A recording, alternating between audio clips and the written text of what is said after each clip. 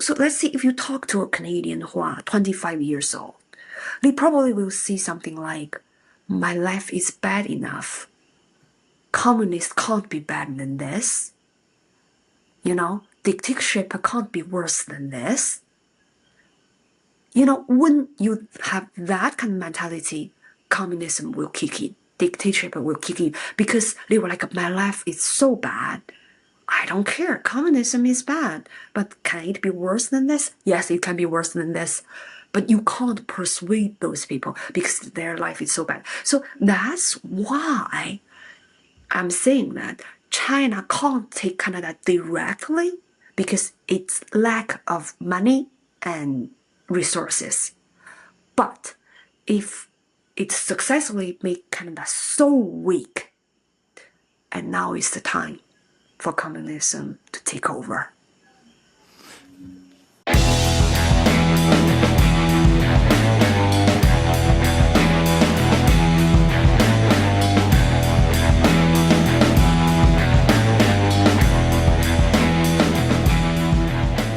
Yao Zhang, thank you for your time today. I'm really excited to talk to you.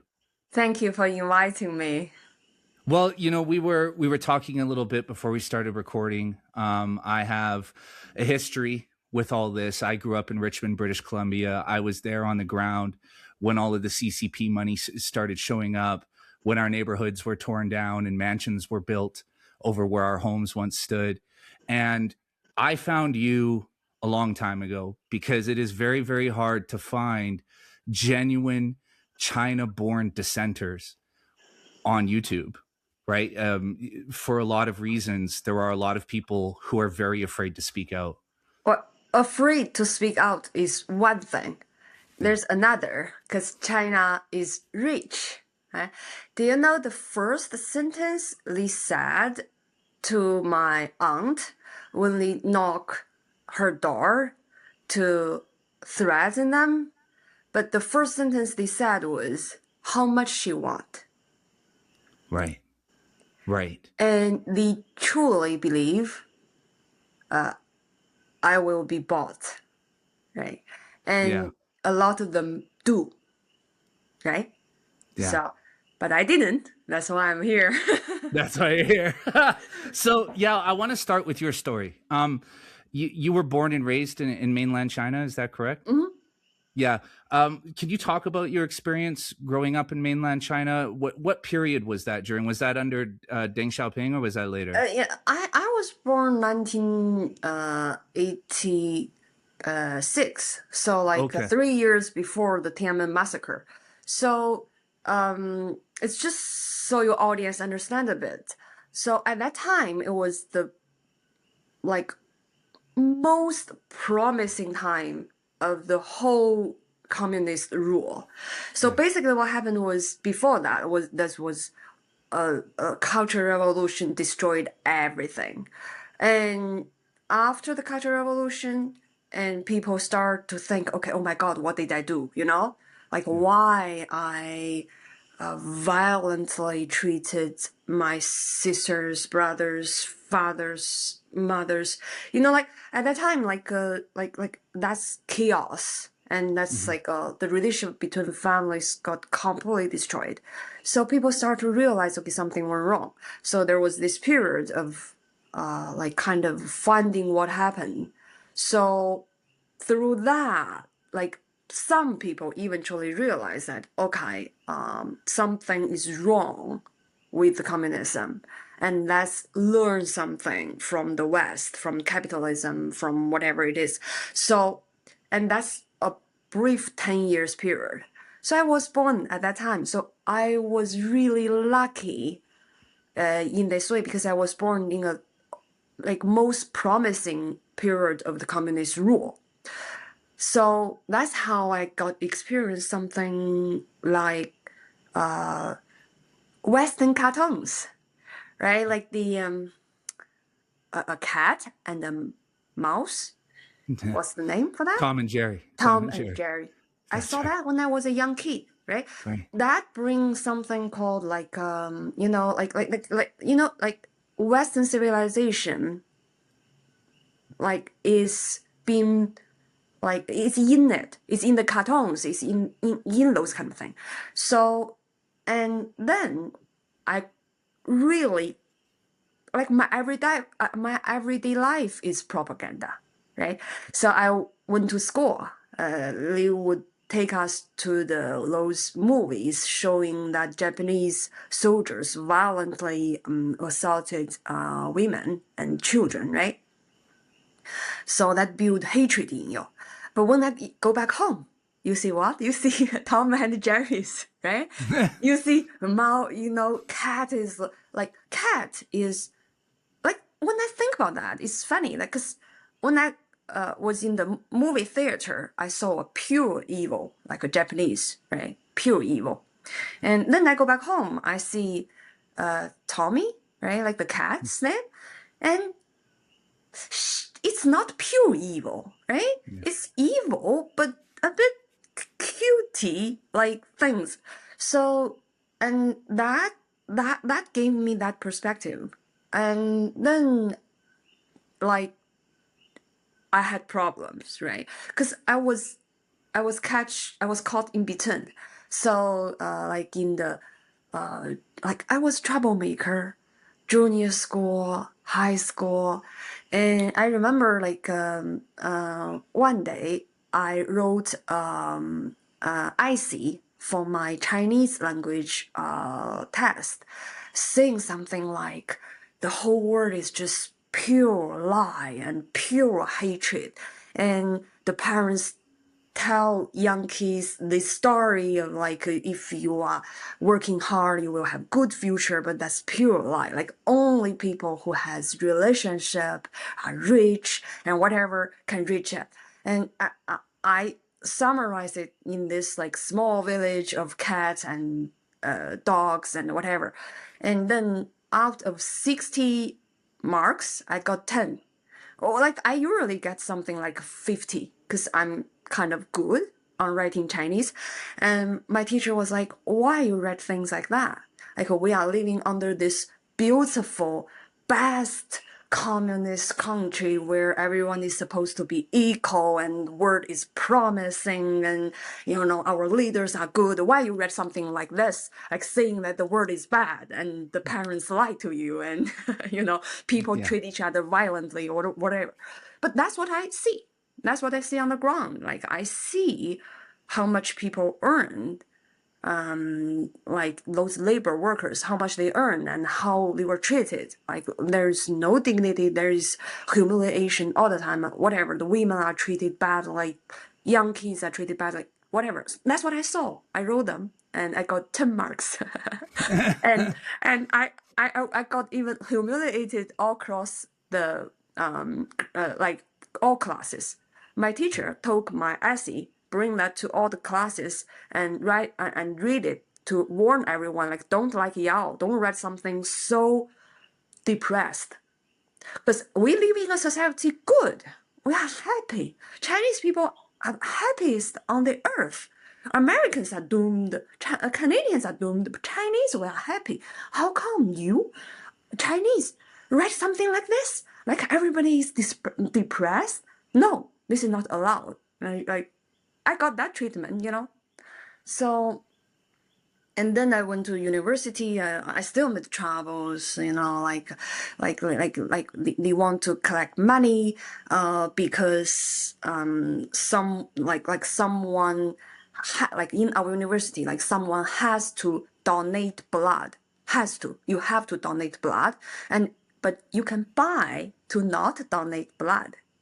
So I was like, why I have to buy? Why I have to pay 200 RMB to buy this chance to not donating blood? I should have the choice to donate blood or not, right? So I like there were 4 classes. I bring 2 classes with me to fight back. The other 2 classes they hate being into trouble. So and our the party leader of that school came to me and said, are you sure you want to do this? And I look around and everybody is so scared. So I said, okay, it's okay. As long as you say where you use your money for, I'm okay with it. So Wow. Yeah, and then we immigrant to Canada, and yeah, I guess I just like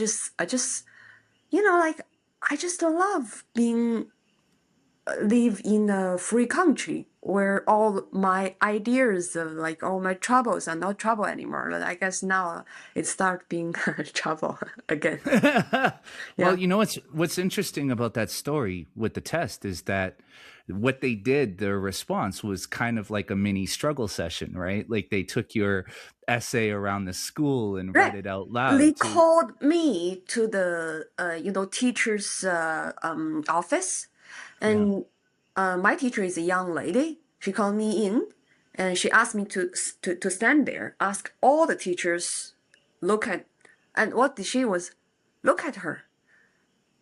Does she look like someone who would write something so dark? And what she really mean is so critical to the society. So yeah, I was looking okay. Like now you see me like I'm not looking like someone who is mentally distressed or ill yeah, or like psychopath or crazy, right? So that they just don't understand. That's what I really see the society is. I see the society as ill, and it is ill. They just see it through the propaganda machine. Like Xinhua News said, oh, all Chinese people are good. And they were like, oh, we are so good. But I don't see that. I see people are mad at each other. yeah. So, yeah, but I got that treatment. Yeah. So, so the Cultural Revolution, that probably would have been your grandparents' generation who experienced Well, that, my right? mom was little Yeah, at that period of time. So my grandparents were like they just own land and like work on that land, but they don't hire anyone to work for them. So in that category called I believe rich farmer.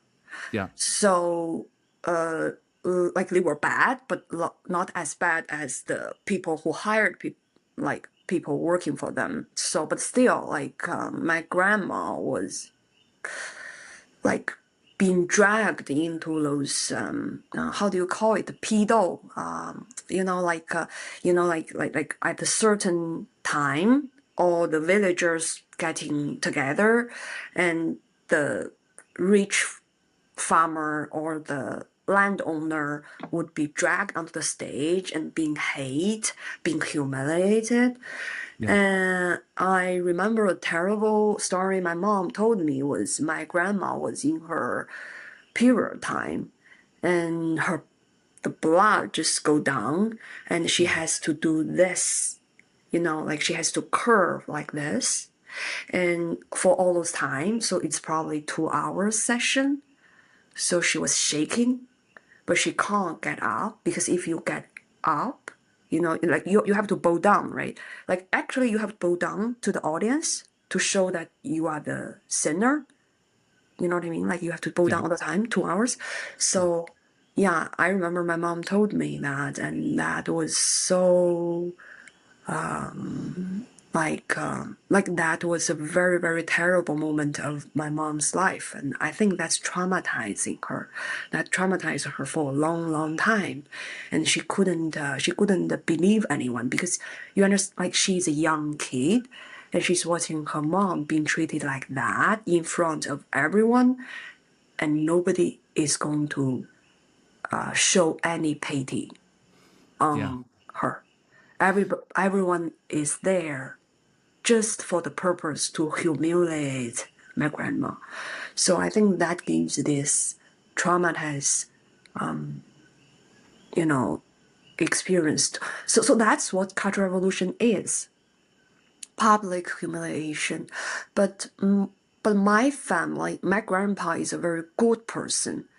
He believed in virtue. He believed in family trust each other and don't betray each other. He believed in that a right, like he believed in right and wrong. Like just buying a piece of land and working on it, or even hire people.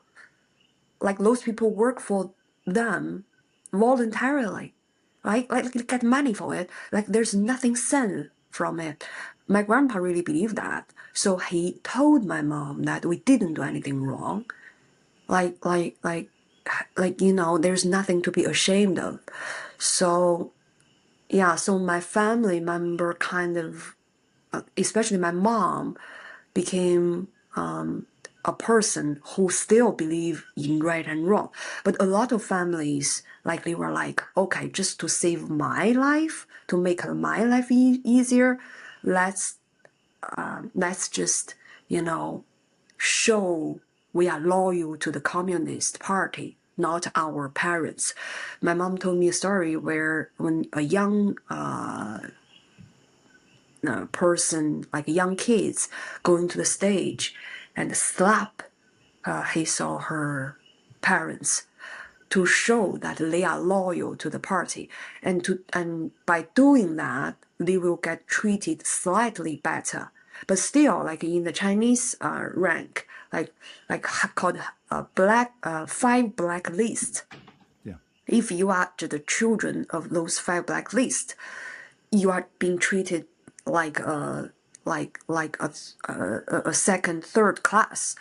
So because my grandma are rich farmers, so my mom couldn't go to university.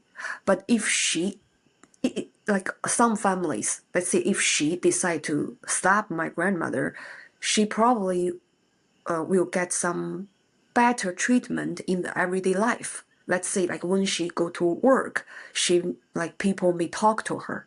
But because she didn't do that, because my grandpa is like, no, we didn't do anything wrong. They are crazy, they are bad people. So my mom didn't do any like that. So when she went to work, she will she will get very bad treatment. Like people will just, give her less points, because in communists they work by points, not by money. Anyway, like she will get less points than she's supposed to get. People won't talk to her. People will just isolate her. Yeah, that's what happened. Yeah, and just to add context for this for listeners who don't know the history, so the Cultural Revolution was a period where Mao was losing control of the Communist Party and galvanized the young people in China who became the Red Guard. So Yao's grandmother, who experienced that struggle session, oftentimes their hands were held behind their back to Right. keep them in that bowed position.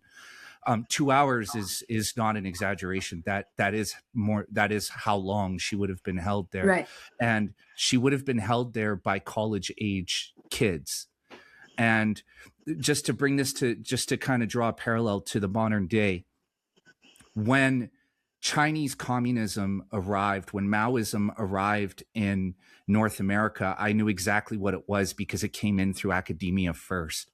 They targeted the college students first, just like Mao did. So one other thing I want to kind of outline here for our listeners is that during this period, like Yao said earlier, there were two groups of classes. There were the red classes and the black classes. The red classes were the peasants, the people who didn't have much, versus the landowners, the farmers. Your grandmother was humiliated publicly for the crime of owning land. Owning land, yeah, and work on it. Yeah. Exactly. And so the reason why Mao did this was because there were far more poor people than there were people who owned land. And if he could control the poor people and persecute the wealthy people, who the poor people would have already had some sort of issue with to begin with, because they had more than they did, then he could control everything. And that's the way he did it. And so this is what the Chinese people have experienced in mainland China. This is the legacy of China through people like Yao Zhang, who arrived here in Canada. This is what they've experienced. This is what they grew up around. So Yao, I want to ask you about the social credit system in China. Can you talk a little bit about how it works, how people are graded, what, gives you social credits, a higher social credit score versus a lower social credit score? I think from what my understand is that it's not like right now it's not like a nationalized social credit score system. Like if you think that everyone has a score, it's not there. It's not like that.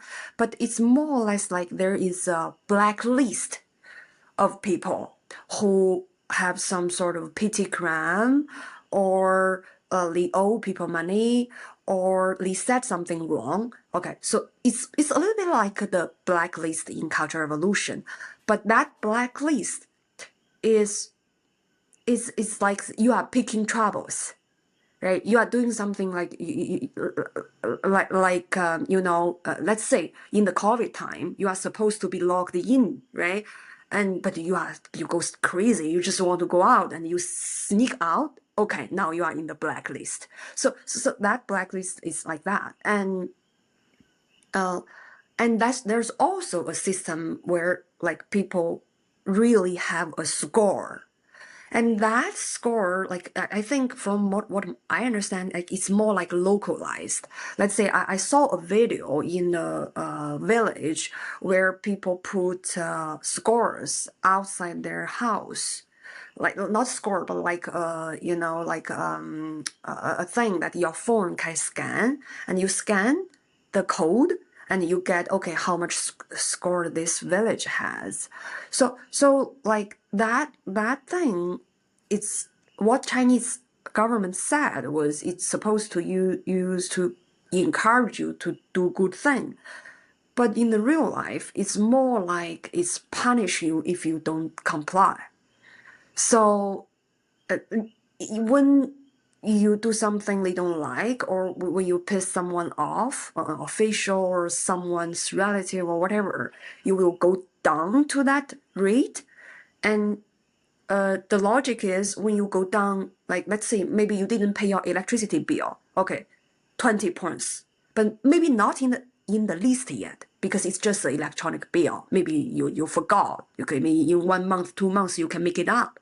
Okay, so but if you criticize government, you are in the blacklist, right? So I think the logic is there, but it's gradually been put into people's life.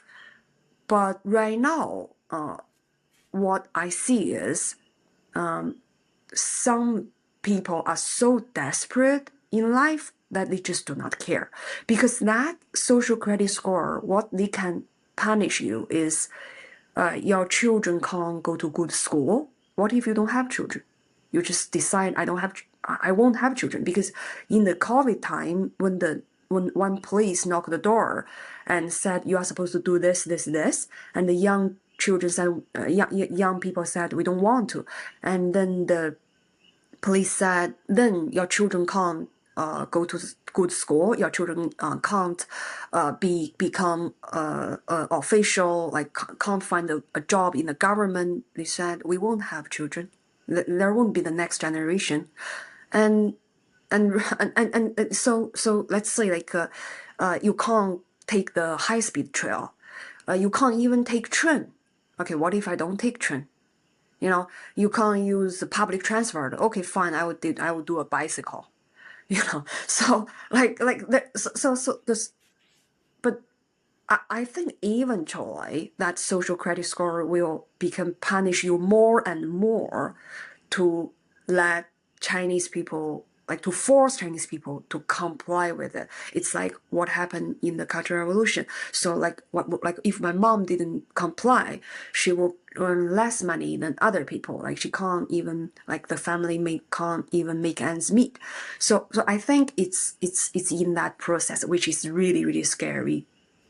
Yeah, totally. And I mean, just so from what I understand with the social credit score, the biggest deductions are for people who commit counter-revolutionary acts. Right, to criticize the government. That's the biggest criticize one. Yes. Yeah. So for example, yourself right now doing what you're doing, you would have a social credit score of 0.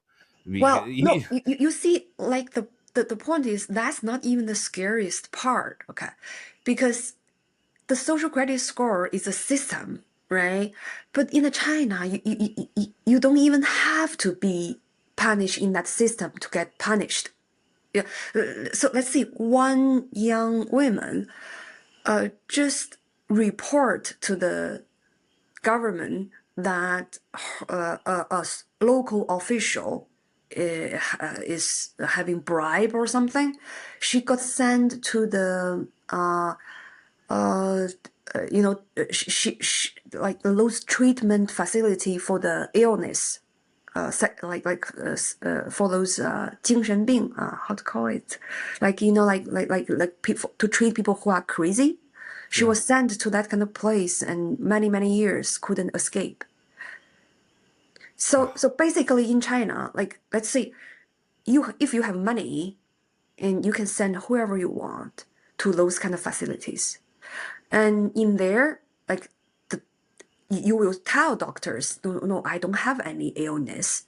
I was sent by a jealous ex boyfriend, or my husband wants to get my money, or let's say some official is mad at me. But they don't care because they receive money from that person. Okay, and they will keep you there. Even that means, like use electricity to shock you, or tie you on the bed, or give you pills, which will damage your brain. They will do whatever it takes because they got money from the other side. So that's the scariest part of this, because there is a social credit system, but at least it's a system. Okay, and there's like the whole Chinese society function based on this. There's no law. There's nothing. You have money, you have the means, you can do whatever you want, and the money goes with the power. So whoever has the power, even a minimal power, you can do whatever you want. In the COVID time, a security guard of your like residential area, they are the king. They don't let you go out, you don't go out. Some people starve at home and dead. That's it. A security guy can be the king there. Yeah, and for people listening, I want you all to understand, China wasn't always this way. It was a very liberal country prior to 1948. It had its problems. Chiang Kai-shek and the nationalists were not perfect, but they had many Western universities. Let me give you one example. Okay. When Chiang Kai-shek was there was protests. Have you ever seen a single normal protest? I mean, like people marching on the street require some, require something, Have you ever seen one? Apart from the white paper revolution. Of course, white paper revolution was because people are dying, because people got locked up in their home and there's a fire and people die from it. So that's very special, because Chinese people know they are either die or end the lockdown. So that's very special. But that even is just people just rushing out of their residential compound, right? Like people just go up to the street. Majority of people don't have even the courage to hold up a sign. And so the most courageous people in China, they hold a white paper. Just think about that. Yeah. The most courageous people in China hold a white paper. That's why it's called the white paper revolution, because they can't write anything on that. But back in the time before 1949, there were protests. And that protest, a lot of time, has been used by communists. So you see, that's what you see here in Canada. People are using the democratic rule, democratic country's lifestyle to destroy it, bring communists in. And when the communists arrive, there's no protest. There's nothing anymore. Yeah. And you just hit on something that I've been saying forever, that it's the grand irony to all of this is that you have young leftists who don't even realize they're communists, that believe in communist doctrine, that are, suicidal. They don't realize they are killing themselves. That they're killing themselves. And they are killing us on the way. Yes. We are collateral damage. Yes. And you know, the thing is what drives me crazy is that China is often used by these people as an example of how communism works. They don't know about the Great Leap Forward. They don't, your grandparents, I would imagine, barely survived that period. Yeah, yeah. My grandparents like they secretly grow food, grow vegetables in their yard, which is a crime. Think about that. In communist rule, growing stuff in your own backyard is a crime. Yeah. And she did that anyway, because she doesn't care anymore. She's already a bad person anyway in the system. She wants to feed her kids, which Yeah. is every mother wants to do. And she managed to they managed to survive by secretly doing what the government doesn't want them to do.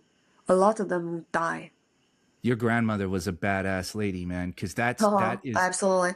Oh, that's very that that's blood stays. I would say so too. Well, here's the thing is like, again, this is something that, see, being here in the West, a lot of us having been born and raised here, we don't understand what communism really is. We don't know anything about communist China. You know, there's a quote from a journalist. Mao opened up China for a very short period during the Great Leap Forward. And the journalist made the observation that there were no leaves on the trees. And one of his Chinese handlers who were there quietly said to him, "It's because the peasants have eaten them." Right? People were starving to death. Yeah. 70 million people. That's And a why? conservative estimate. Exactly. You know why so many people died? Because they are not even allowed to go to some slightly richer place to find the food. Yeah. So there will be police holding guns Yeah. in the village entrance to shoot anyone there to escape. But there are still some people manage to escape or whatever. But that's, you know, if you look at the history, if you allow people to move, there won't be so many people die. Yeah. Venezuela, yeah, I feel sad for them. 8 million people escape the country. But the worst part is? The worst part is if they are not allowed to escape, those 8 million will die. Okay, but that's what happened in a lot of communist country who are hardcore communists. I would say like a lot of people don't understand. Okay, like they were like, okay, but I see Cuba, I see Venezuela, like they are bad. But China is very different. China, I would see like is hardcore communist, and the way it's, you see, a system has to combine with the culture and combine with the leader's personality.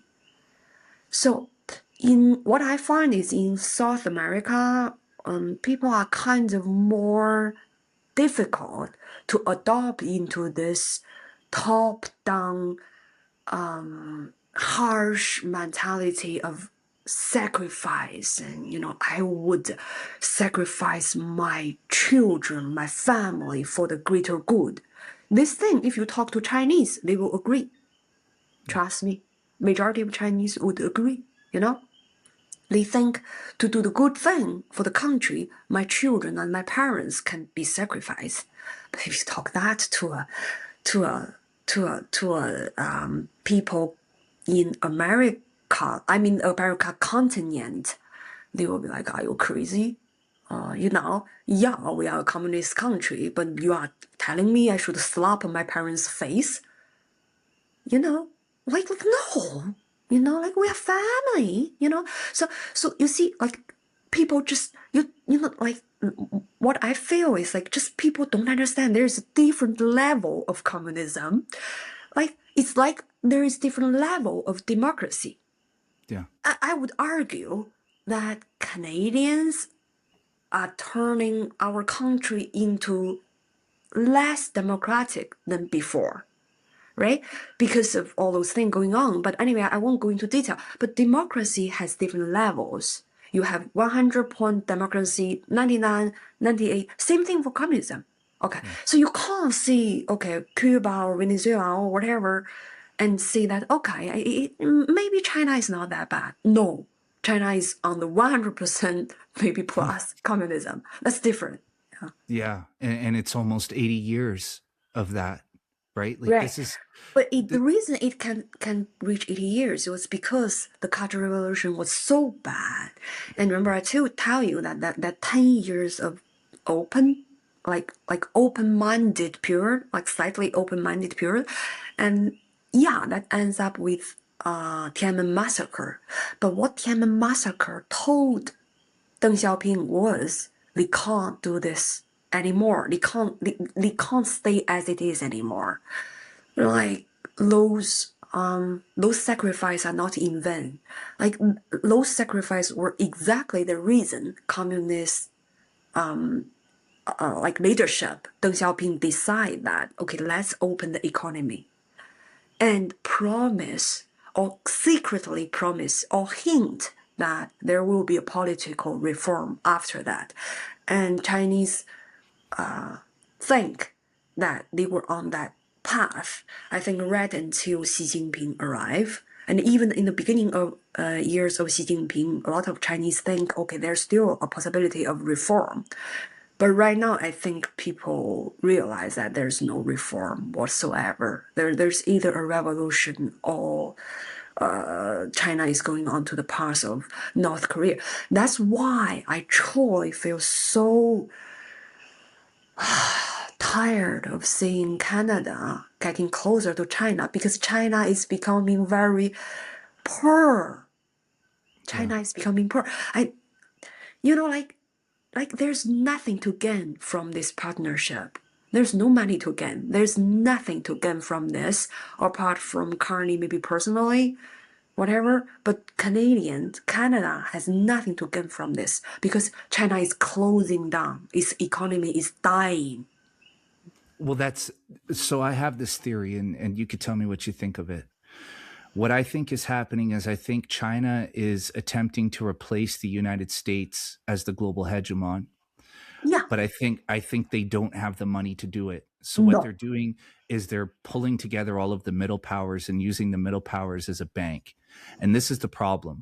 Countries like Canada, Germany, Britain, what they don't understand is that you don't merely trade with China. Once you let China in the door, they are there. That means they are spying on you. That means they are scraping all of your data. They are collecting every little last bit of information on you and your people that they can get. And they're going to keep doing that until they can take you over. That's the plan. Yeah, yeah. And China will fail to do so because its economy in the downturn. It doesn't have enough money and enough resources to technically take you over. But in the process, it's self-destructing for all those other countries. At the end of the day, you will kill yourself in the meantime. So that's what happened in Africa. Just look at all those countries who decide to join in this, BRIC or like The Belt and Road. Belt and Road, and they ends up being first. They are heavily influenced by China, but the most important part is they are going downturn as China is. Yeah. So all those middle powers, they don't realize that as soon as you decide to partner with China and be against America, this is your start of the downturn. At the end of the day, you will become small power or no power or whatsoever. You will become irrelevant in the world stage. And you personally will become irrelevant. Why Carney walk around in the world stage and everybody is praising him? Because he's representing a used to be respectful country, Canada, and maybe like maybe in 10 years it's not the same thing anymore, But he doesn't care because he personally get something in back. I think that that's my feeling, that he personally gets something back. Yeah, Well, but Canadians don't understand, the risk yeah, there. they don't. And here's the thing about Mark Carney. Mark Carney, as vice chair of Brookfield, is deeply invested in China. Yeah. He created a $1 billion fund as governor of the Bank of England for the Belt and Road Initiative in England. He has been working on behalf of China for a long time.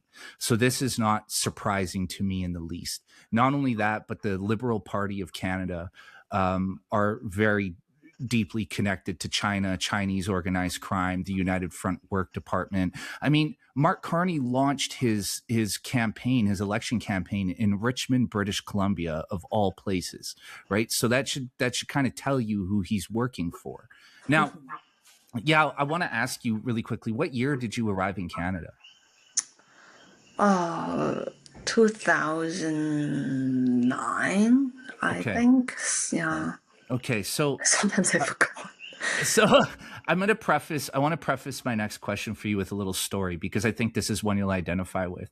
In 1996, a friend of mine, his dad had escaped mainland China through Taiwan and then eventually made his way to Richmond, where I grew up. And he was convinced that the Chinese neighbors were spies.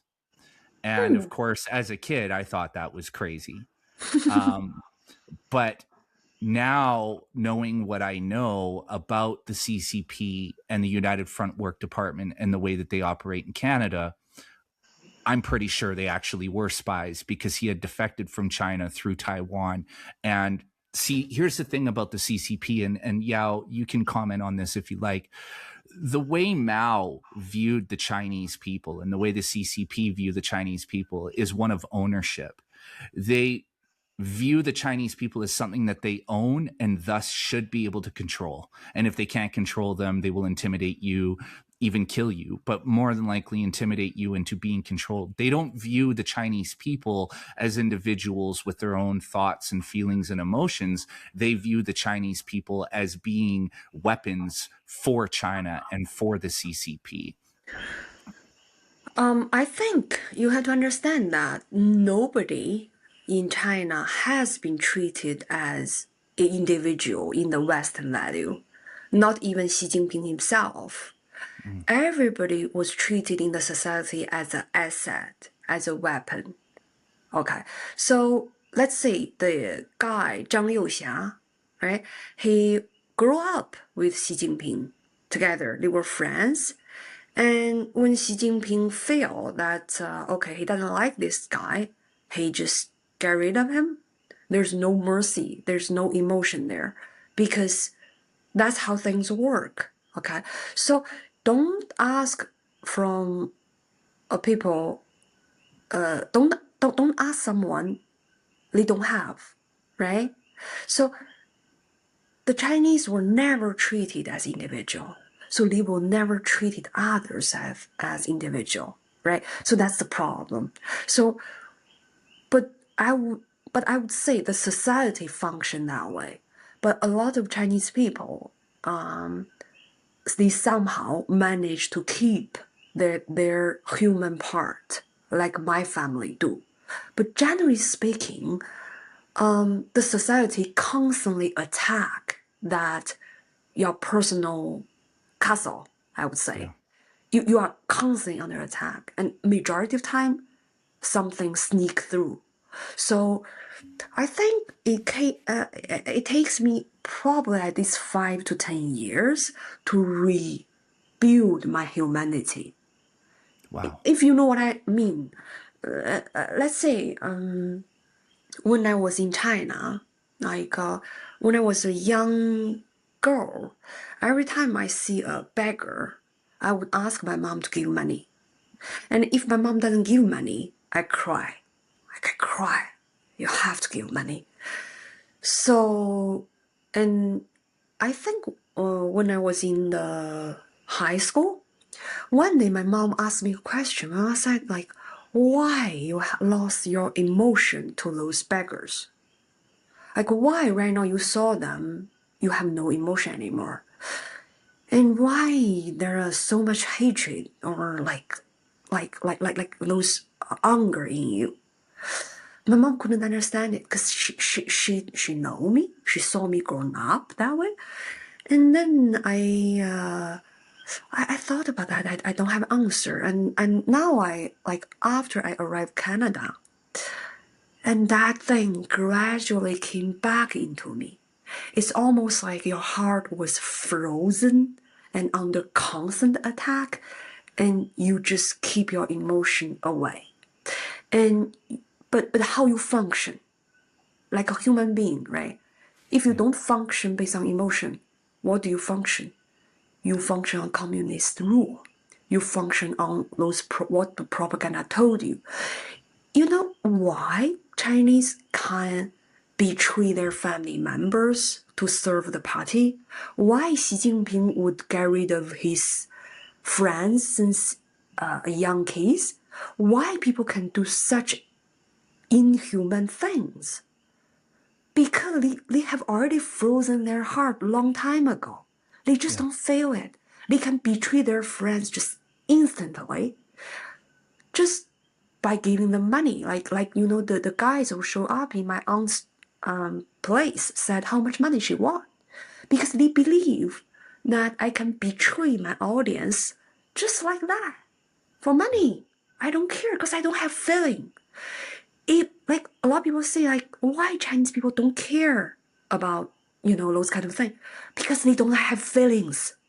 How do you care if you don't even have feeling?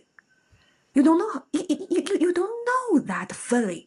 Your heart doesn't feel hurt if you betray your parents, right? Of course you do that. So I think you have to understand Chinese people as fundamentally psychologically ill from that communist rule. That's the first. And that's the most important tool to control Chinese. That psychological control is much, much useful than anything else. A lot of people in the West, they don't understand that, threat, it is. But my family members didn't get killed because I didn't back down. Okay, I know that still sounds terrible. I have to cut all the ties with them. My grandma and my mom couldn't talk to each other freely in the last year of my grandma's life. That's terrible, of course. But does that enough to scare the whole overseas Chinese population to silence? Absolutely not. Trust me, absolutely not. Look at Iranians. Right? So people doesn't have that mental strength to do what I do now. The Chinese people, overseas Chinese people, they just mentally so ill. And even if they arrive here, they were still living in that Chinese community, which are spies all around, right? So, and there were propaganda still, because, in China, they get so used to this apps, right? The WeChat, Weibo, because they have to keep contact with their families, friends, and they won't move to those Western apps because there's no their friends. So they are still under this propaganda. So I would say that, but then here is the question, like, why you believe in propaganda more than reality? Why? Okay, reality is easier to understand because it's reality. Propaganda is sometimes difficult to believe because it's lie. Yeah. So what drives Chinese people so much into propaganda? Fear, mentally illness. Well, maybe I'm too harsh. No, no, that was so illuminating. I'm going to listen to that probably 100 times. I mean that, because. Yeah, just think about Chinese people as hostage. If you have a hostage who live in your basement for 80 years, from a young kid, I was being brainwashed since I was barely speak. I start to watch those movies. They let a young kid like me watch a movie, a Japanese soldier dismantle a woman's body and get the baby out from their body. And put the baby onto their thing. They let a young kid see that. You have nightmare for that, of course, but that hatred stays there forever. And I would call it trauma. I won't even call it, memory or something. That's trauma. Every single one of Chinese grown up in that kind of environment got traumatized. Like what my mom. She can't believe people. Like every time she see a stranger, the first thought is are they going to hurt me? Because she saw all the villagers getting together to hurt my grandma. It's poison. That's it's what they're poison. doing. They're poisoning you, right? And the poison is in you. It's in you. It's in your heart. It's in your mind. Yeah. I think about the real tragedy of communism is your grandmother survived so much, and then she spent the last year of her life out of contact with her family. That's the tragedy. The tragedy is that your grandmother survived just to not to lose her family in the end. That's the tragedy of communism. And the worst part of that is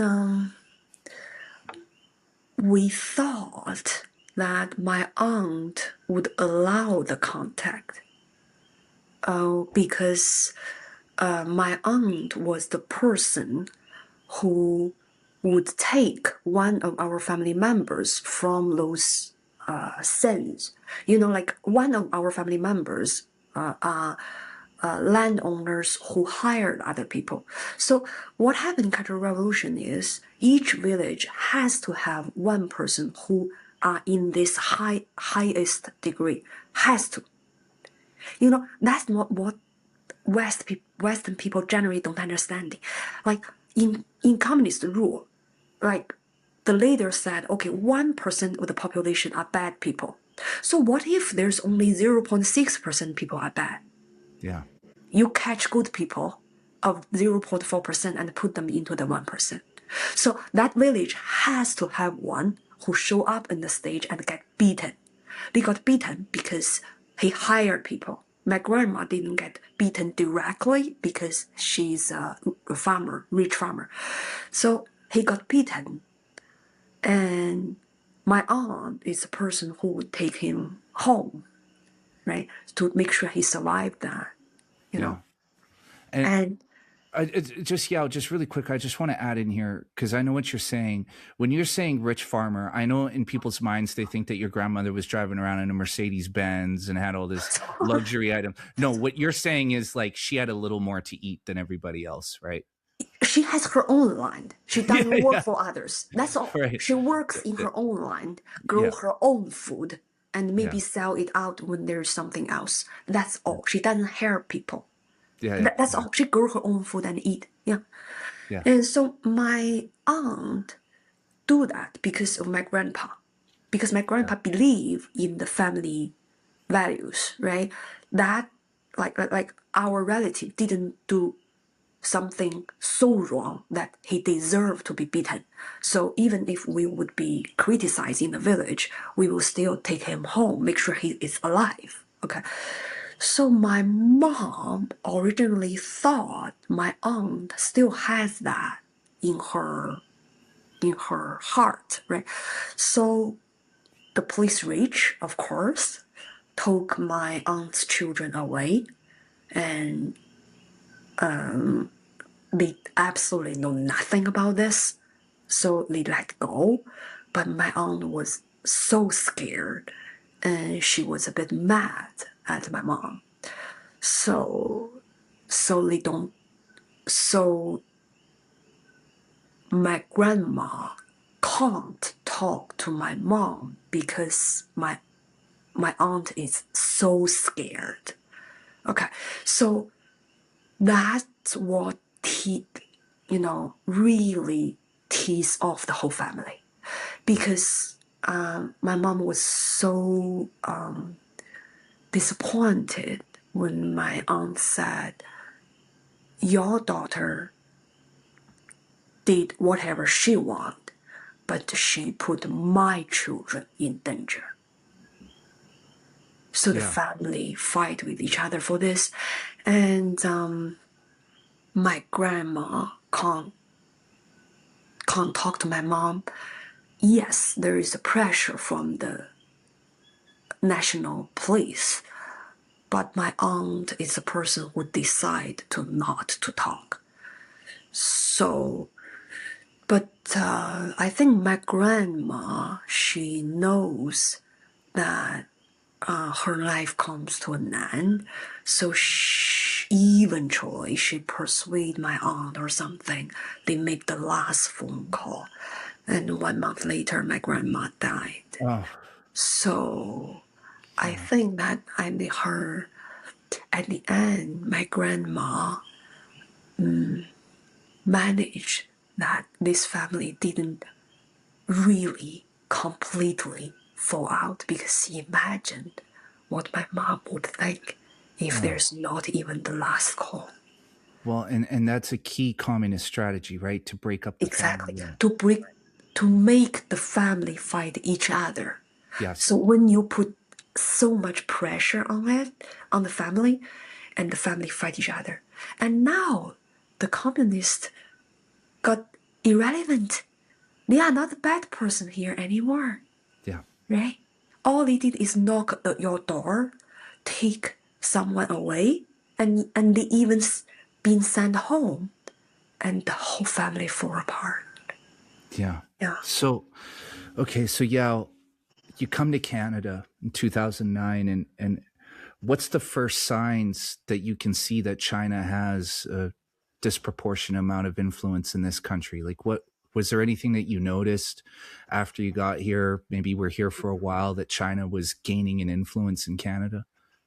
I think the first time I feel like they reach me is COVID, because I was very proud at that time that I still remember our parliament was the first in the world who say that Uyghurs are getting genocide. We were the first. Yeah. But then what I didn't know is they were under pressure, and Canada's a lot of politicians has been, brought by them, or being, if you didn't get bought, you get kicked down. So I didn't know that. So I was like, oh, I'm so proud of my country, doing that. And so COVID was first sign, and then I remember during COVID, Trudeau's minister can't bring himself to say thank you to Taiwan. There was this Taiwan Can Help campaign, when they sent, like medical tools to Canada. At that time, it was very difficult for the Canadian doctors and nurses to get even masks. So Taiwan bring them to Canada. And our minister can't even bring himself to say thank you, Taiwan. He said something like, thank you for our partners. And then Conservative Party in the Congress said, what's going on, Taiwan, Taiwan, what's the problem? And then I think Justin Trudeau eventually said, Taiwan, thank you, or something. But that was like, that's not the Canada I thought it's supposed to be. It's shameful. It's shameful. Like, what's wrong with you? And there was so many after that. And the, scandals after scandals related to Taiwan, related to, like Justin Trudeau call our military, ask them why you stop cooperation with Chinese military. excuse me, you are supposed to ask that question? Yeah. Like, because our military is under, like there was this cooperation to train Chinese military to adapt to the winter time. I was like, are you aware that when they train for the winter time, they could attack Canada? They are already in the North Pole. They are being trained by the Canadian military for winter military action. Who do you think they will attack? Russia? Who are in the north? Like, are they Yeah. going to attack Russia or North Korea? Yeah. They will attack Canada. Yeah. And we are training them. Americans ask you to stop, and we stop. And Trudeau called military, ask why, because this will destroy our relationship with China. It's just, yeah. And then I saw some Cooper's report on the fentanyl, on those gambling thing, on those, why we have to pay so much for the real estate. Our real estate, market like jump like crazy. And yeah, I read all those things, and it's eye-opening. And then we reach this Carney, which is even more crazier and more Yeah. like pro-China than Trudeau. Yeah. Yeah. And, so you start making videos to share your thoughts on the things that are going on, share your story, reveal things that are happening both in China and in Canada. And you experienced harassment from the CCP. Can you talk a little bit about what happened to you after you decided to start speaking out and speaking against China? Well, at first they are just Chinese internet army. They arrived when you post the first video. I was so surprised that you guys didn't get the same treatment, because I was on this North Perspective show, and after that show, the host did a live saying something that, oh, Chinese internet army arrived, Oh, they right come off. for me all the time because I talk to Sam Cooper all the time. They're always coming for me. Okay, they are following Sam Cooper. Okay, but Yeah. but I guess Northern Perspective is not like against CCP theme channel. Like they were more like Canadian politic here and there, So I think they were like, okay, so they are there. Like right after Yao showing up, they show up, followed her. So I was like, okay, you guys didn't get the same treatment. Okay, fine. Now I understand. So for the against CCP channel, we are the same. Like, Yeah. they arrived to send the first video, right? The first video you post out there against CCP, they are there. So, but that was normal. Everyone experienced that, big or small, famous or like whoever, like because they follow the topic. Anyone criticize China, you got this. And then, but it surprised me that I hung out there for so long that they didn't arrive my family member's door, because I went to protest. I organized this, supporting white people revolution protest in Montreal. It was first one by the Chinese, though. Hong Kongers were there before, Uyghurs were there before, Tibetans were there before, Chinese, none, zero. I was the first one arriving there. So that's how bad things are among Chinese.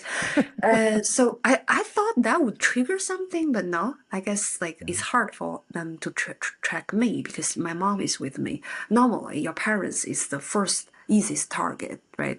Grandparents is a bit far, but they manage anyway. And I went to this Ottawa's Chinese against the foreign agent registration rally, and they don't even have the courage to call it against the foreign agent registration rally. They lied, saying that it's just remember what happened 100 years ago. I don't think CCP really care about that anyway. If they care about what Chinese people experienced 100 years ago, they should care what they experience now. But anyway, so I went there, got hit by one of their agent. They smashed my hand, and I got bruised on my hand and report to the police. The police said, "Oh, he was scared when you show your phone." What I did was I was live streaming, and he rushed to me. I do this, and the police, Canadian police, Ottawa police, said, "Oh, he was so surprised. That's why he hit you." So case closed. And after that, I went to Taiwan for their presidential election 2024. That triggers their action because I guess I made too much noise this time. I came back and got the information from my aunt that she's super mad. And I cut all the ties with them, which what they required. But of course, as I told you, they asked a question, how much she want? So the answer is no answer. They know that, because I exposed that. My strategy is whatever you do to me, I expose, as soon as I know, everyone knows, right? The world knows. Maybe the world doesn't care though. But I make sure we care. Yeah, at least you care. Thank you. And you and your audience care. Thank you very much for listening. You guys care means a lot to me. A lot of times people like me feeling that I'm shouting into the air and nobody is listening.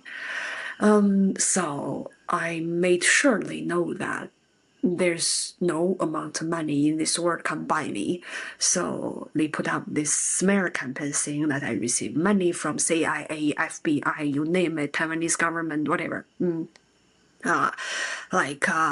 a bad woman who sleep with my step brother, and I made my mom has a heart attack. My mom criticized me. My mom hate me. This is such a bad girl. And they also put all my family's personal information online. Their real name, their ID, their birth date, and of course my everything about me too. And they humiliated me.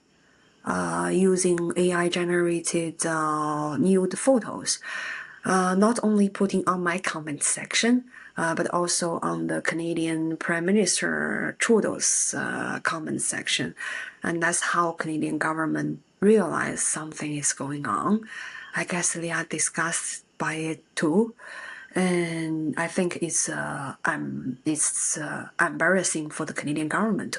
Think about that. It's not only nude photo, it's also they use my face and nude body with a guy's body and zooming in to the most private part. Pornographic images, essentially, is what and distributing.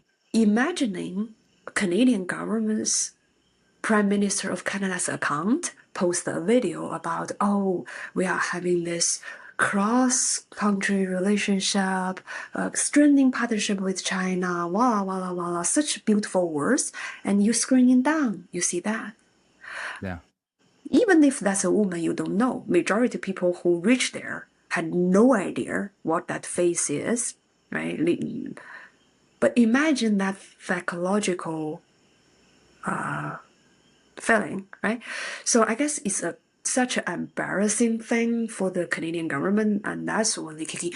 And I have to say this, I am a rare case that get help from Canadian government, RCMP, or Global Fair.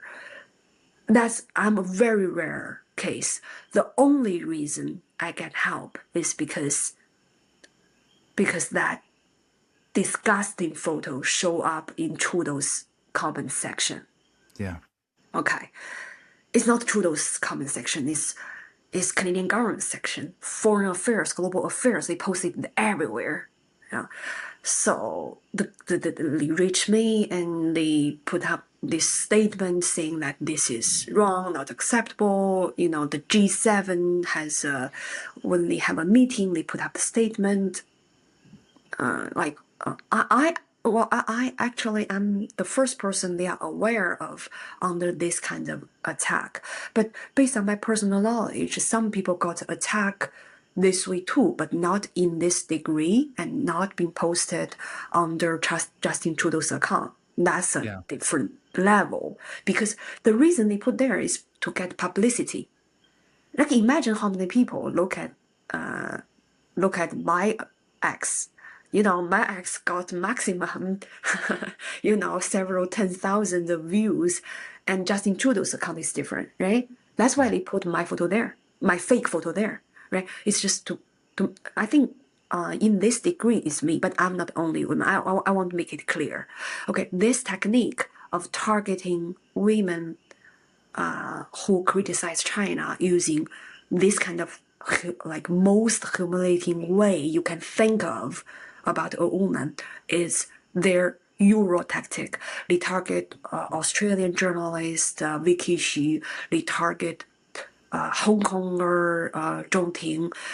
They target women who criticize China the same way. It's just this is the first time they reach this high level of publicity.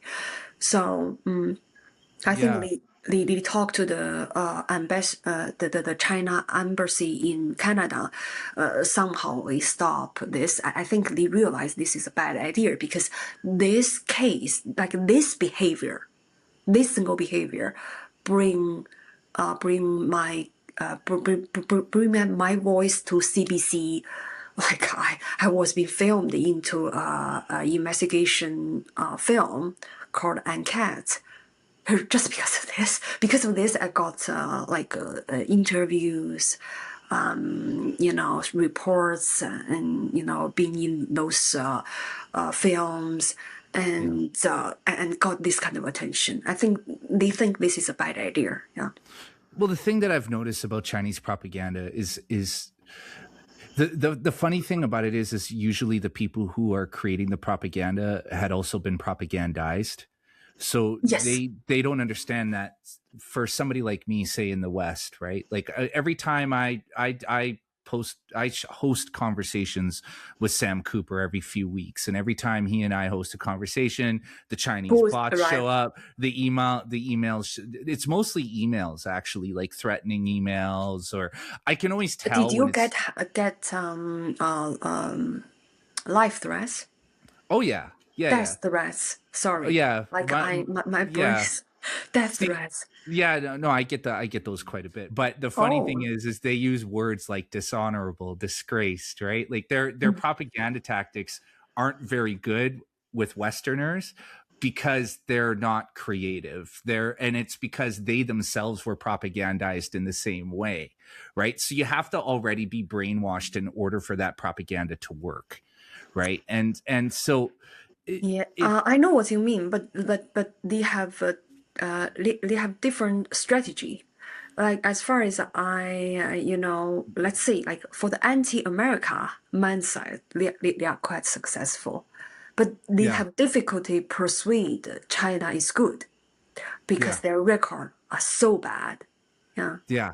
Well, so yeah, I should clarify that their attack propaganda is terrible, but I mean, look at what they did. They introduced Maoism in the West. All of this chaos, right. What we experienced starting in 2015 all the way up until now was our own cultural revolution. It mirrored the Chinese cultural revolution exactly. What we experienced in the West with identity politics, transgenderism, anti-racism, that's all Maoist communism. That's all Chinese. Well, I think I would say that it started with genuinely concerns, but someone took it over.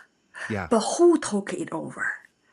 Look at all those organizations who organize protests. Like, like, who are they? Like, they are professional protesters. And if you track them down, a lot of times it links to China, Iran, Russia, ISIS, Hamas. Yeah, A lot of yeah, times, yeah. China So is a that's big funder. Yeah. so you see, they are very good at bring your real concern. The concern is real, like the problem is real, but misdirected to a wrong solution. Yes. Okay, so West needs to go forward on certain issues. Let's say there are racism. I won't deny that. There are, problems of inequality or whatever. But the solution is not communism. But that's how we try. Like that's what they are really good at. If you look at the history of China, that's what happened with communists and Jiang Kai-shek. There were real problem there, like they have a really bad government, a lot of terrible mismanagement of money. Let's call it this way. Yeah. And young kids are mad, of course, and the country is weak. They want a strong leader or whatever. They want a strong reaction to they think the enemy is America, whatever, colonizer. And there was this 5-4 movement start with something good, and the whole thing got transformed by communists, and communists grabbed the power and take the power. And the same thing happened in the Russian Revolution. The empire wasn't particularly good, and they refused to go down to the path of democracy. But they were not deserved to be massacred neither. But they end up being massacred by communists. The communists used the people who really had genuine concern and then grab the power after. They always succeed this way. If only the West can look at the history of Russia and China and how communists grab the power, they would understand that exactly what's going on here. But I would see that the Black Lives Matter was a huge movement, and pro-Palestine was a bit less popular. Yeah. So you see the difference there, like when it's not always working. This kind of thing only works when you do it in a very weak, very traumatized country, and the income inequality is so high, and the government is so bad, and you have a very, very strong outside enemy who the people believe that we need to do everything we can to be in the battle. So you see, that's what China is doing to portraying U.S. is the West's biggest enemy. Yeah. So when you see, Carney will have a good time portraying Trump is the bad guy. Whenever Trump has been portrayed as a bad guy, Carney has an easy pass on anything he did wrong. Yeah. So like, what worried me is Canada is on that path of being weak, have this outside enemy, which those people just believe. It's not, U.S. is not our real enemy. There is no army trying to attack Canada whatsoever yet.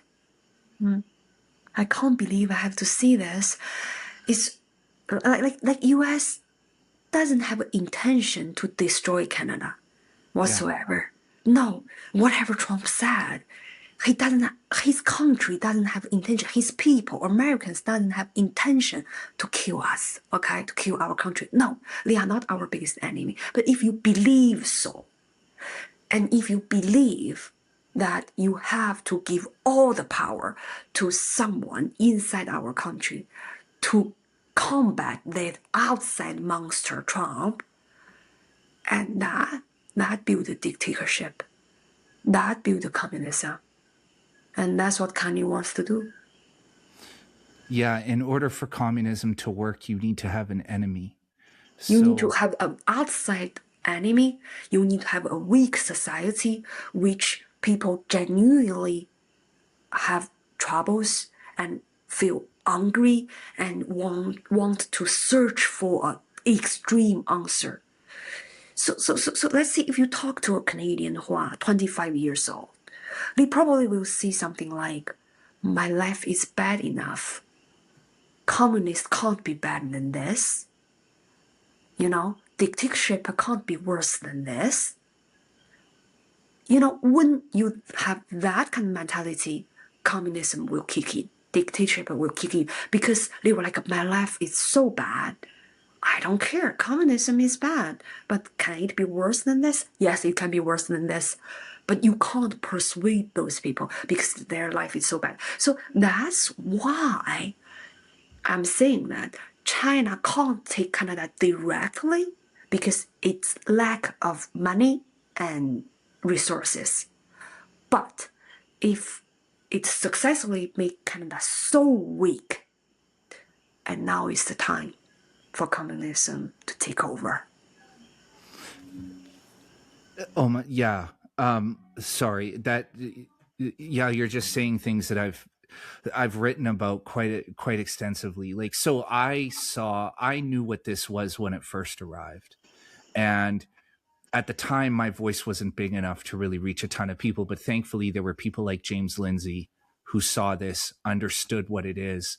And I think that's why you've seen this decline in these leftist protest movements, is because slowly but surely people are realizing that this is communism, but not just communism. This is Chinese communism, which is the most deadly of them all, right? Yes, it's even worse than Russia's communism. A lot of people think Soviet Union is bad. Wait and see China's. Soviet Union is not even as bad as Chinese communism. Yeah. So, Yao, I have to ask you this question because I know I don't want you to fall asleep here talking to me because it's been a while. But, no, it's a great talk. It's very hard to find someone who just understand everything I say. You are remarkable. Oh, thank you. Well, I've spent a lot of time reading. That's what I do. I don't watch TV or movies. I read, and I read mostly about communism and things, fascism, You're a and communism horrible things. expert. Oh no, not at all. But it's, you know, the thing is I've had a lot of instances in my life, having grown up in Richmond, which is, you know, the epicenter of China's global money laundering operations, and understanding the way the Chinese Communist Party works, understanding the history, just knowing it well. What freaked me out, what scares me now with Mark Carney and the Liberals trying to draw Canada closer to China, is that with China, there's no trade. The trade with China is, we will give you a great deal on all of our products, but you're going to give us your sovereignty. And that's what Canadians don't understand. They're going to come for Canada's sovereignty, and they're not going to do it. We contextualize everything in these, like, you know, empirical games. Say, for example, like the United States, where the United States is blunt force trauma. They're shock and awe. They go in, they blow everything up, they take everything, they leave. The Chinese, especially Chinese communism, does not do that. It subverts, and it comes in undercover, and you don't know it's there until it's way too late, which is where we are now in Canada. And no, but I have to see, like, I think United States didn't do that. I think what United States did was, he often trusts the wrong person and did bad thing under good intention. Sure. And when you put the victim's perspective, it looks like what you said. It looks like a bad guy knock your door. do something bad.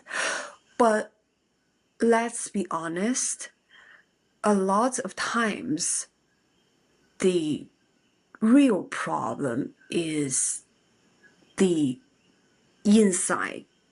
Let's see, look at Afghan. I'm not sure how should I pronounce Afghanism? Afghan. Look at Afghan. After Afghanistan. Okay. Afghanistan. Look at Afghanistan. After U.S. leave, did things get better or worse?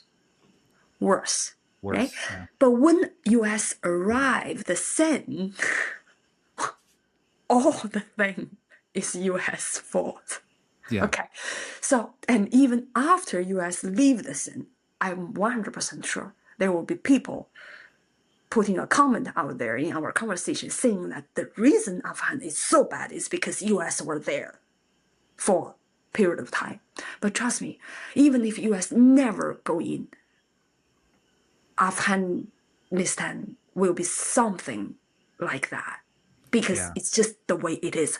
So it's just, I think U.S. take too much blame on things is not deserved because it did too much things.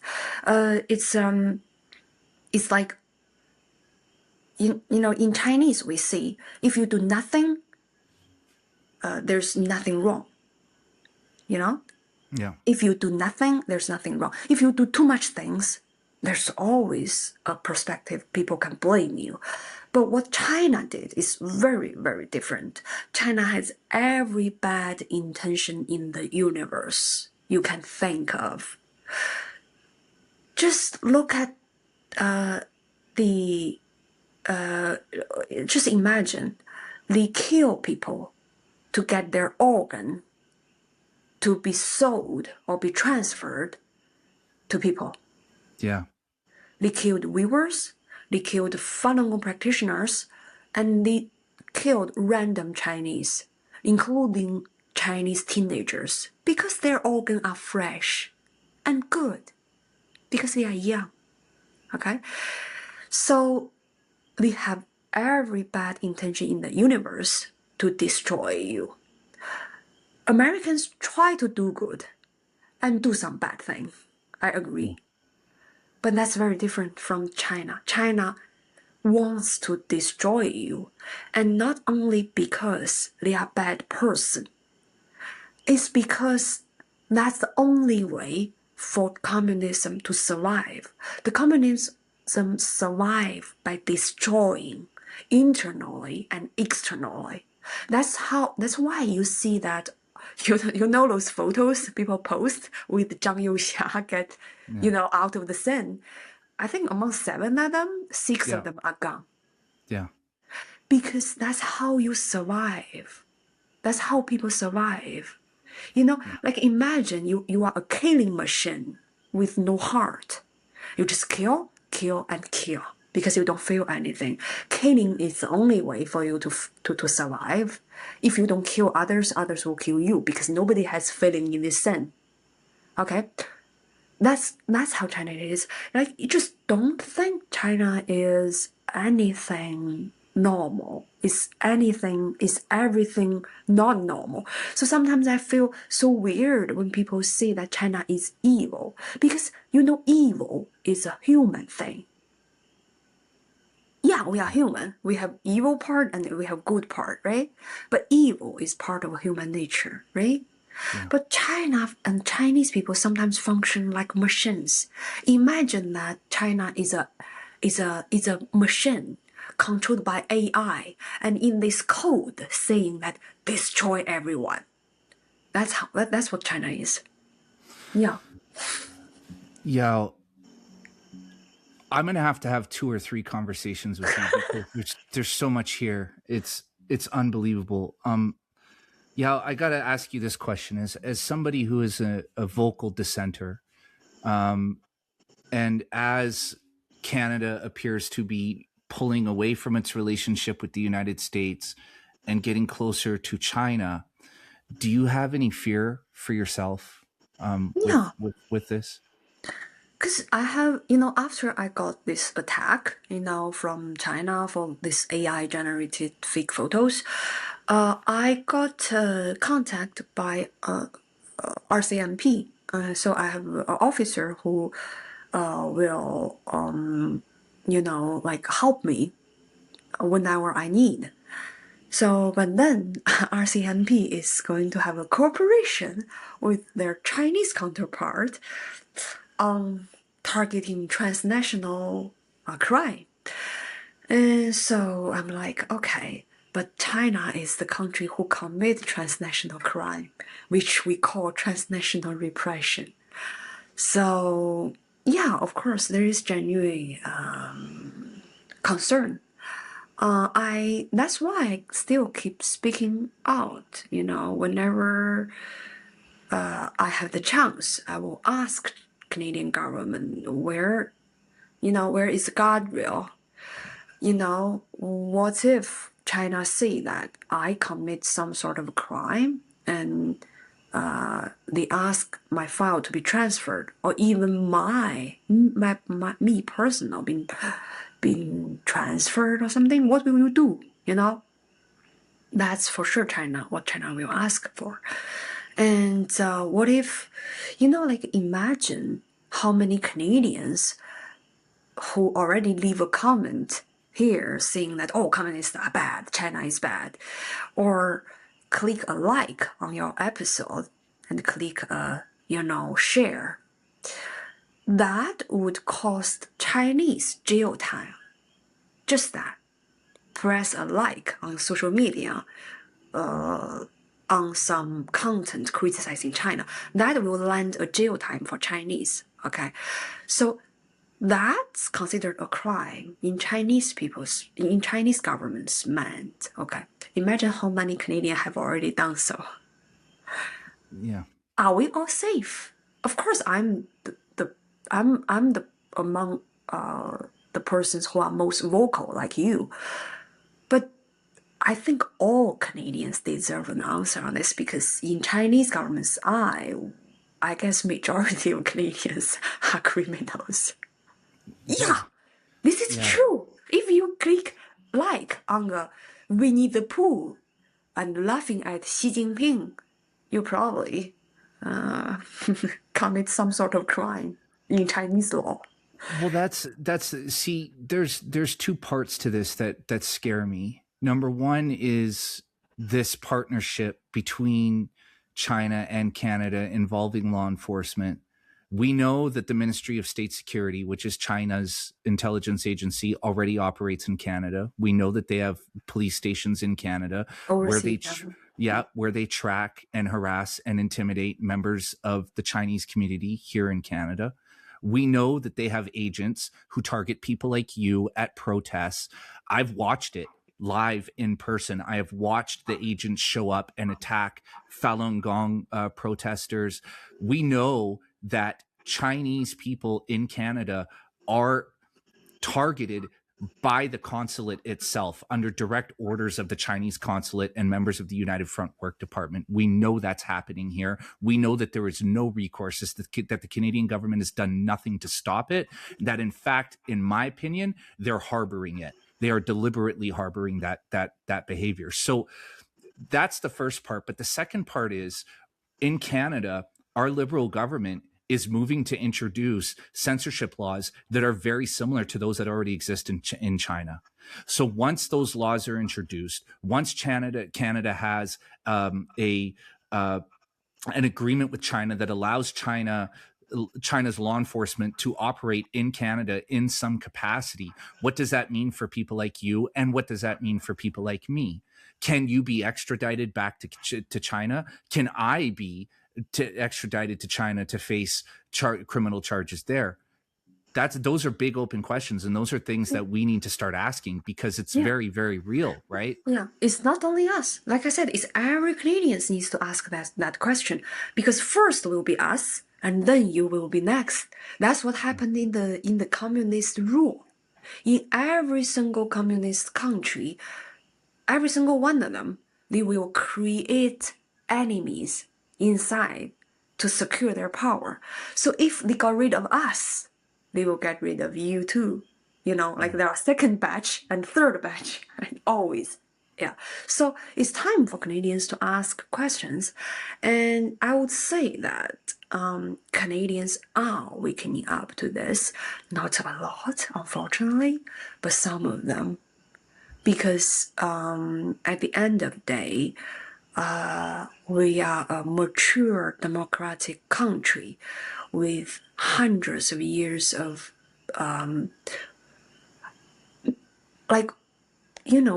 we live freely many of the time. I mean, we as Canadian live freely, and like this kind of thing is fundamentally against even our value when we build this country, when we arrive this land. Yeah. I mean, America. Like, even if we are so stupid or so self-suicidal, at least we should, at least we should do it in a slowly way. I never imagined Canada will go on this path of suicidal like a storm. Yeah. You know? Oh, it takes years for a lot of country to arrive their relationship with China, like kind of close, you know. But Canada was like a 180% degree curve, so that's so mad. I would say certainly will scare a lot of Canadians, and hopefully, we will collect more voice and we will shout out louder and Canadians are among the first Western countries having protest against those rules in COVID, those rules being decided by our court being wrong, right? Like those rules are against basic human rights. Like, remember, Canadians, like Freedom Convoy, are among first, or I think it's the first in the Western countries who protest those inhuman and unnecessary COVID restriction rules. Yeah. I do not think Canadians are like being portrayed by a lot of polls or medias in a way that like, oh, we are all just so left and so anti-Trump, anti-America.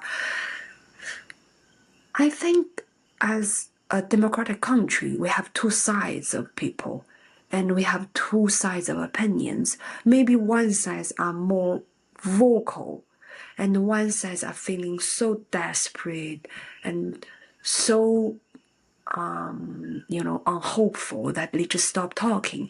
But let's bring that part out of our country.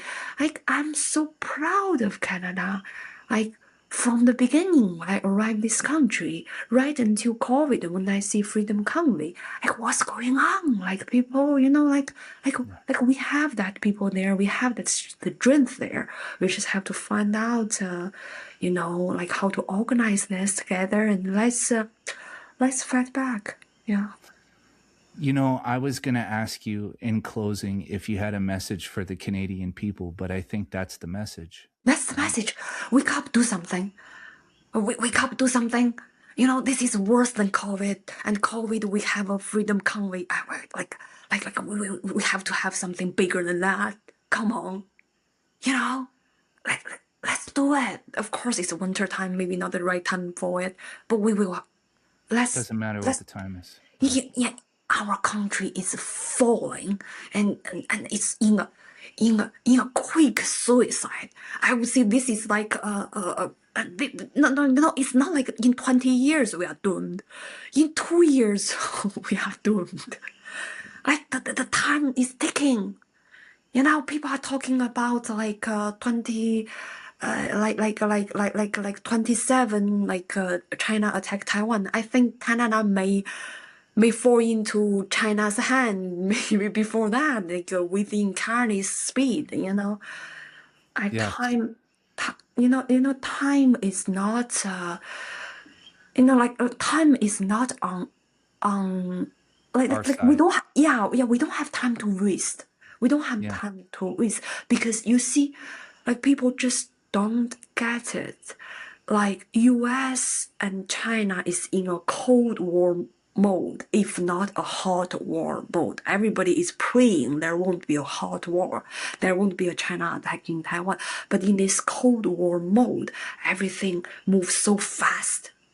Like South Korea got Trump's tariff war restart again.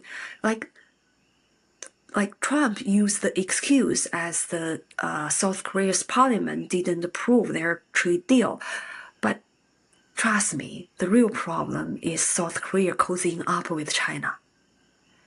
Their president, Lee Jae-myung, went to China and licked Xi Jinping's ass. That's it. That's what things going on right now in the world. You are either on US side or you are on the China side. And if you are on the China side, like the arrow curtain is closing down. It's closing down.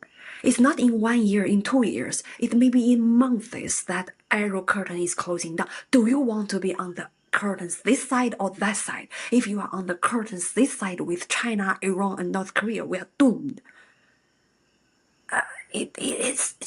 There's no time left to waste.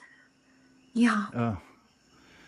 Let's end it there. Yeah, that was so powerful. Listen, I want to do this again, like really soon. I want to talk to you about Weibo. I want to talk about WeChat. Right. I want to I talk always about have time for you. yeah. I want to talk to you about the supposed coup attempt in China. If there was a possibility for the generals to overthrow Xi No, and no, what that looks like. You no. don't They are think just so? puppy. They are Okay. just puppies. Trust me. They are just puppies. Okay. No, Well, yeah. no cool. This might be the best conversation I've ever had. I mean that. Oh, I'm gonna think about this for a really long thank time. you. I think this is very high compliment. Thank you from a Oh, person who really know China. oh yeah.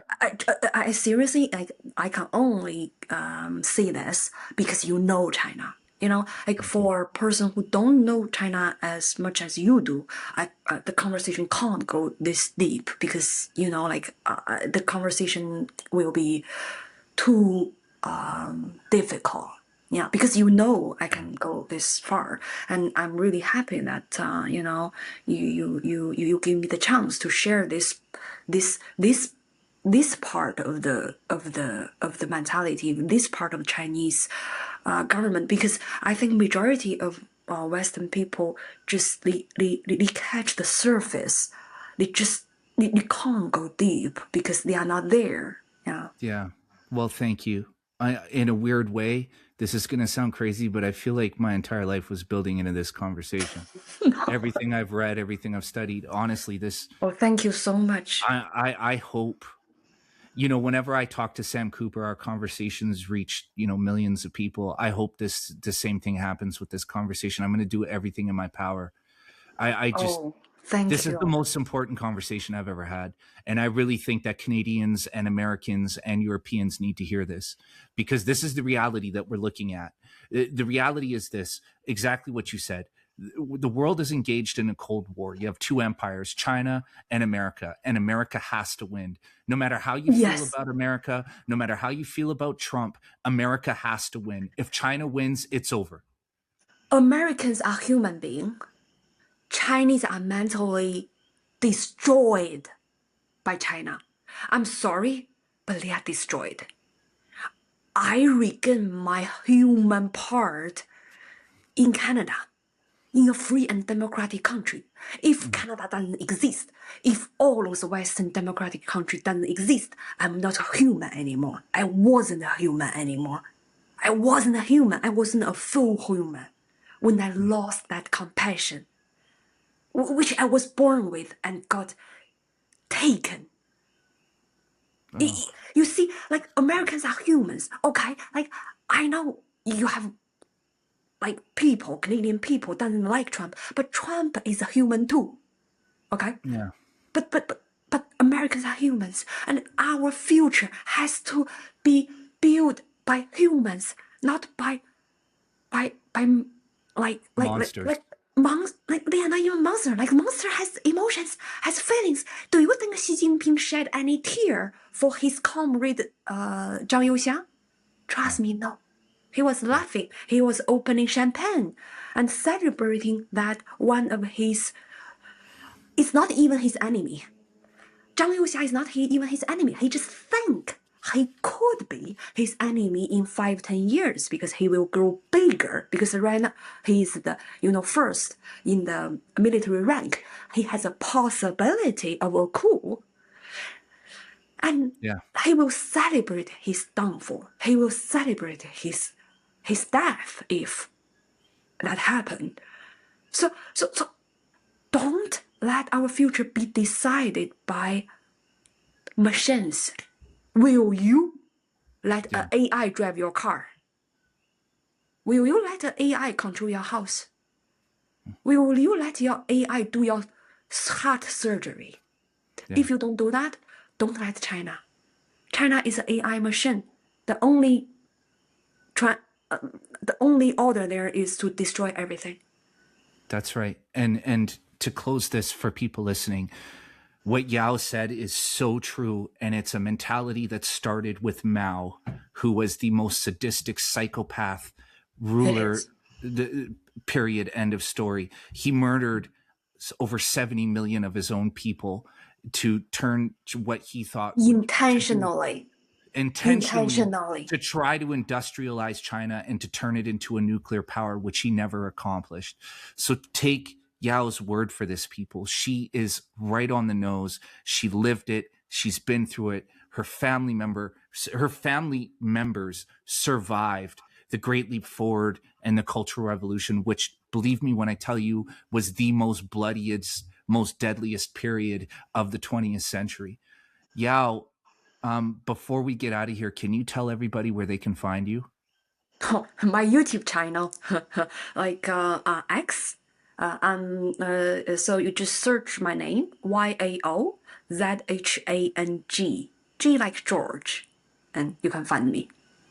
Okay, and on X, where can everybody find you on X?